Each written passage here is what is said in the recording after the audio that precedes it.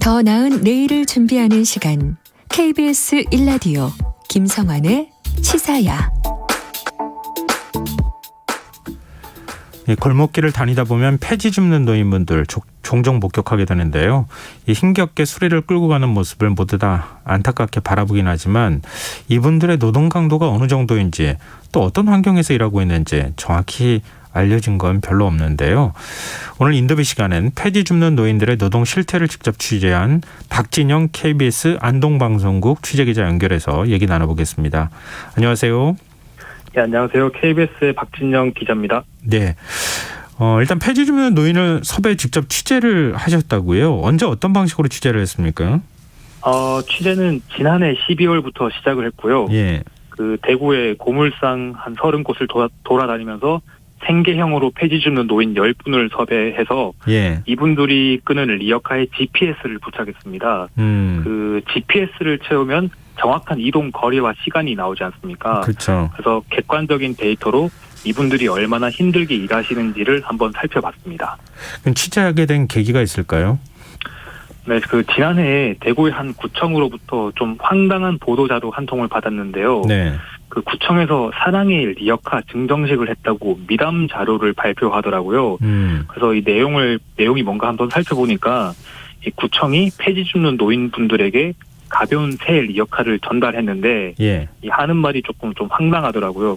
이 얘기가 뭐냐면은 겨울에 새 리어카를 드리니까 좀 폐지를 안전하게 많이 주우시라 이런 말을 하더라고요. 그래서 그 구청 관계자들이 뿌듯하게 자기들이 착한 일을 했다면서 사진도 찍고 뭐 이러는데 근데 사실 가난한 노인분들이 폐지 줍는 거는 복지가 좀 부실하다는 방증이지 않습니까? 그렇죠. 정리할 일은 아닌 거죠. 네. 예. 그래서 그 제가 알아보니까 실제로 이 구청은 관내에 폐지 줍는 노인이 몇 명인지도 모르고 있었고요. 그래서 폐지 줍는 이 일을 아무도 이상하게 생각하지 않는구나. 이건 좀 문제가 있다라고 생각해서 취재를 시작하게 됐습니다. 근데 보통 취재에 들어가기 전에 자료조사를 하잖아요, 기자들이. 근데 그 네. 단계에서부터 좀 황당함을 느꼈다고요? 보통 자료조사를 하면은 뭐 논문이라든지 보고서 같은 게 좀 나오게 마련인데 예. 저희가 검색을 해보니까 그동안 그 정부 차원에서 실태 조사가 한 번도 없었더라고요.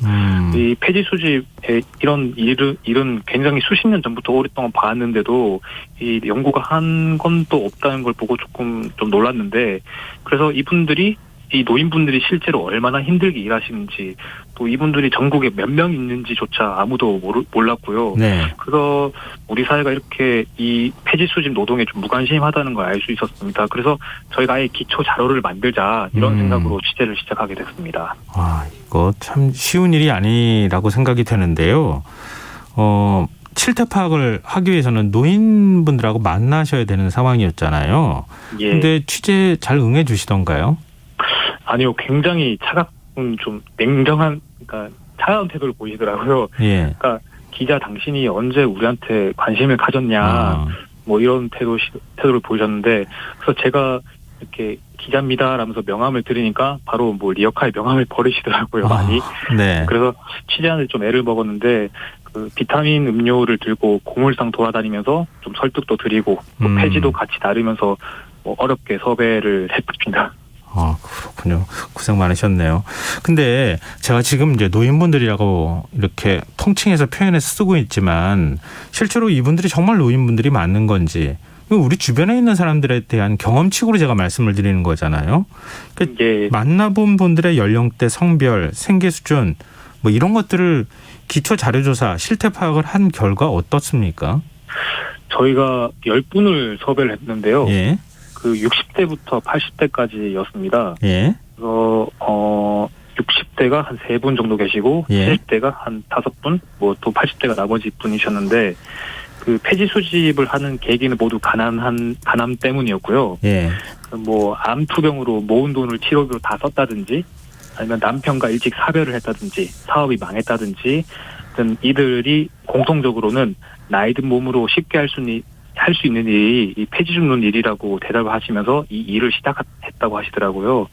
근데 또 물어보니까 공통적으로 이분들의 자녀들 역시 도움을 줄 수 있는 형편이 안 됐었습니다. 근데 애초부터 가난했던 분들이 아닌 분도 있죠.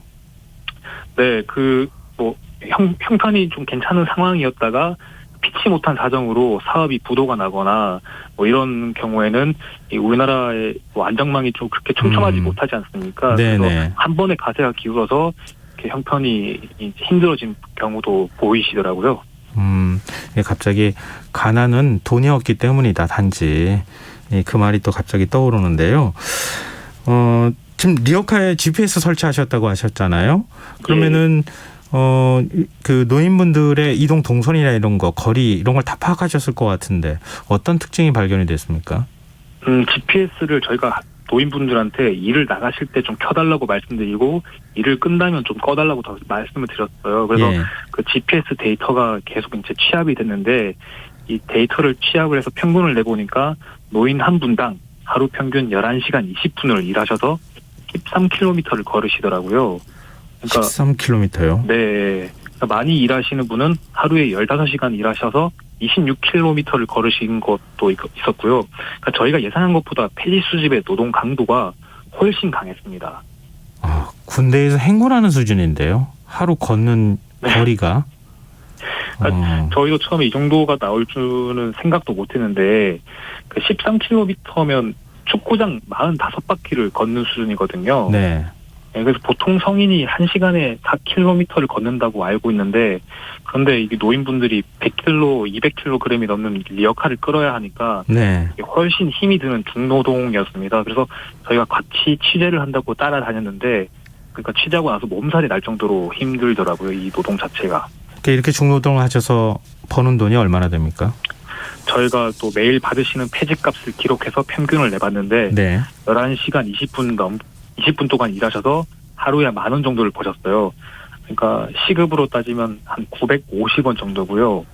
올해 최저임금이 9,160원이니까 10분의 1 수준입니다. 그러니까 1시간 꼬박 일해도 컵라면 하나 못 사드세요. 이분들이 지금. 뭐 아마 많은 분들이 방송 들으시는 분들도 그렇겠지만 생각했던 것보다는 너무 소득이 적어서 수입이 적어서 놀라셨을 것 같은데요. 근데 이렇게 하루 10,000원을 벌기 위해서 15km, 13km로 움직이시는 분들 지금 건강 상태는 어떻습니까? 건강 상태가 매우 안 좋았습니다.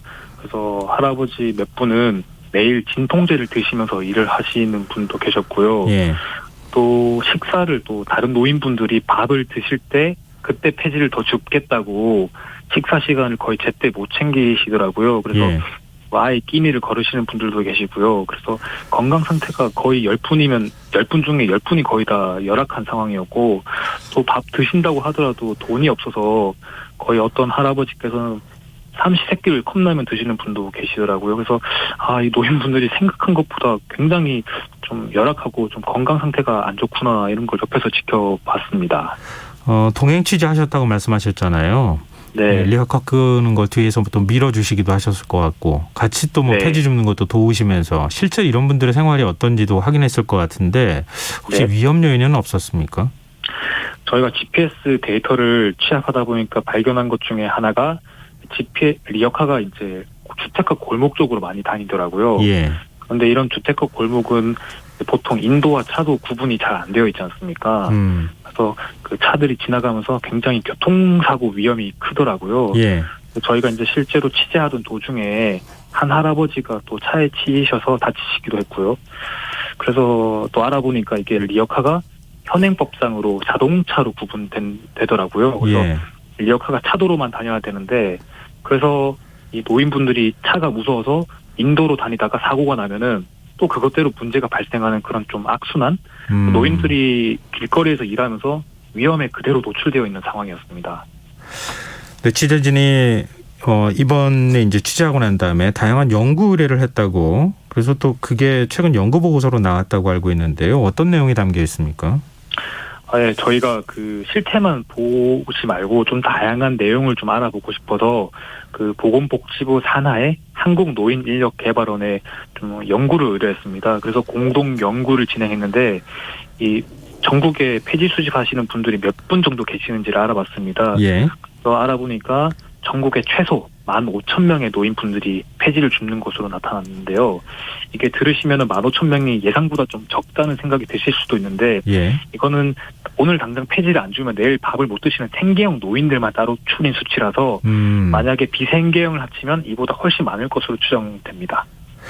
네, 국회 차원에서 논의가 혹시 있습니까? 이런 문제에 대한 대책을 만들기 위해서? 네, 지금 저희가 이런 내용을 관련해서 국회의원분들에게 좀 그 법안을 좀 만들 수 있느냐라고 좀 부탁을 들어봤는데, 예. 많은 의원들이 이제 관심을 보이시면서 이 일을 사회적 일자리로 편입시킨다든지 좀 제도권으로 이분들을 보호할 수 있는 법을 만들겠다라고 말씀을 많이 하시더라고요. 예. 또 그런 말씀도 하시는 분이 계신 반면에 이 일 자체가 너무 위험하니까 아예 이 일을 없애고 더 안전한 일자리를 만들어야 된다 이런 내용도 나오고 있고 또 애초에 노인들을 위한 복지 재원이 너무 낮아서 이거 높이자 이런 말도 나오고 있습니다. 근데 저 아까부터 좀 질문 드리고 싶은 부분이었는데요. 이렇게 네. 리어카를 끌고 하루 10,000원을 벌기 위해서 이렇게 중노동을 하시는 거 아니에요? 근데 예. 사회복지가 그렇게 우리나라가 형편없지는 않을 텐데 이렇게까지 굳이 해야 될 이유를 어떻게 취재하면서 느끼셨어요? 저도 요번에 취재하면서 알았는데 그 노인분들에게 들어가는 현금성 복지는 기초연금 30만 원밖에 없더라고요. 그리고 많은 분들이 또 이제 그 여의치 않으셔서 자기가 실제 어떤 복지 혜택이 해당하는지를 잘 모르는 경우도 많으시고요. 예. 그래서 이렇게 촘촘하게 복지의 안정망이 이제 지원되지 못하니까 노인분들이 많이 빈곤에 처하시는 분들이 많으셨습니다. 취재하면서 관할 지자체 얘기도 혹시 들어보셨어요? 관할 지자체는 자기들이 이걸 일일이 다 알 수는 없는 상황이다. 이런 식으로 얘기를 하더라고요. 얘기를 해요? 네. 그 지자체에서 만약에 복지 지원을 못 받으시는 분들이 있으면 좀 나서서 도울 수 있는 방법을 찾으면 좋을 텐데 그런 협조를 안 했습니까? 그렇게까지 지금 그런 좀 세세한 내용이 나오지는 못했습니다. 이제까지. 또 의외라는 생각이 좀 들기도 하는데요. 네. 그러니까 그동안 이런 노동에 굉장히 무관심했던 게 사실이니까요. 네. 이 노인 빈곤 실태에 대해서 직접 이제 경험도 하고 취재를 하신 입장에서 마지막으로 취재하면서 이 박 기자 개인이 좀 느낀 점이 있다면요. 저희가 그 노인 빈곤에 대해서 굉장히 뉴스라든지 신문이라든지 많이 접하지 않습니까? 예. 그런데 실제로 이제 노인분들과 몇 개월 동안 같이 지내보니까 이게 정말 심각한 문제라는 걸 느끼게 됐고요. 예. 이게 당장 내일이 아니라는 생각으로 방치하기에는 어르신들의 상황이 하루하루 심각해지고 있다. 그래서 빨리 대책을 만들어야 된다는 생각이 들었습니다. 말씀 들으면서 우리가 그냥 겉에서 피상적으로 보는 것하고 많이 다르구나 이런 생각도 하게 됐는데요. 예. 청취자 1700님께서 폐지 줍는 노인분들의 하루 이동 거리가 13km라니 방송 들으면서도 믿겨지지가 않네요. 제가 환경 미화원이다 보니 더 가슴 아프게 들리네요. 이런 의견을 또 주시기도 하셨는데요. 이게 좀 취재 기간이 상당히 길었던 거죠? 작년 12월부터 시작해서 3월에 보도가 나갔으니까 3개월 정도 취재를 진행했습니다. 네. 그동안 고생 많이 하셨고요. 앞으로도 계속 관심 가져주셨으면 좋겠네요. 오늘 말씀 고맙습니다.